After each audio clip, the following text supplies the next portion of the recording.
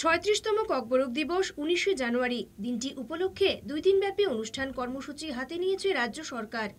শনিবার সেমিনারের পর সেই কর্মসূচির অঙ্গ হিসেবে রবিবার আয়োজিত হয় এক শোভাযাত্রার।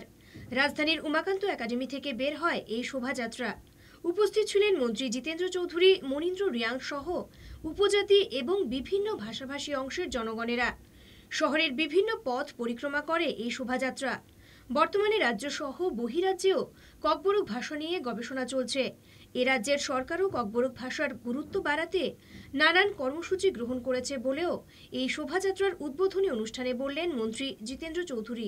ককবরক ভাষা এই রাজ্যের যারা আদিবাসী বা যারা এ রাজ্যের সবচেয়ে যারা প্রাচীন জনগোষ্ঠী তাদের অন্যতম ভাষা।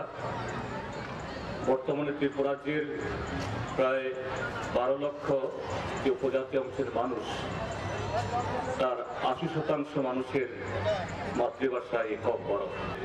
আমাদের শাসকদের পৃষ্ঠপোষকতার অভাবের ফলে এবং আমাদের রাজ্যে ককবরক ভাষার বিকাশের জন্য কোনো সুযোগ না নেওয়ার ফলে সেখানে ককবরক এত সমৃদ্ধ ভাষা হওয়ার বাদেও তার বিকাশ সেভাবে ঘটেনি। অন্যান্য ভাষার মতো ককবরক ভাষার সমমর্যাদার স্বীকৃতির জন্য আগামী দিনেও আন্দোলন জারি থাকবে বলে অনুষ্ঠানে বললেন মন্ত্রী মনীন্দ্র রিয়াং। সেই সঙ্গে ককবরক দিবসের গুরুত্বও তুলে ধরেন তিনি।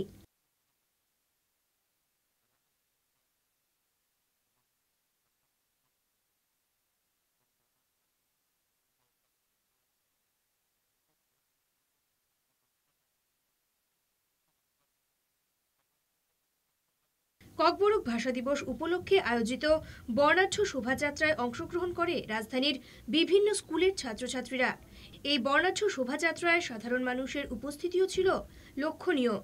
ক্যামেরায় তমজিৎ ভৌমিকের সঙ্গে অন্তরা দত্তের রিপোর্ট, খবর ৩৬৫ দিন।